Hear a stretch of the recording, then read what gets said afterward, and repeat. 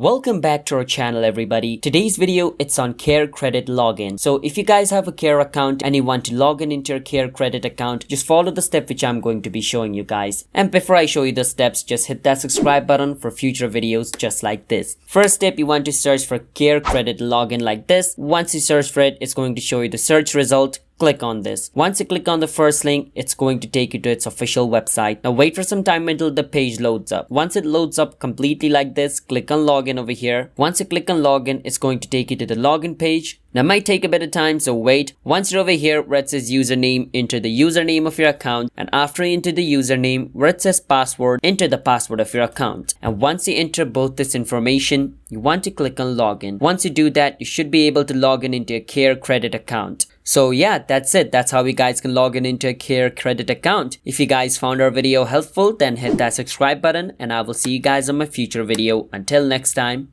bye bye.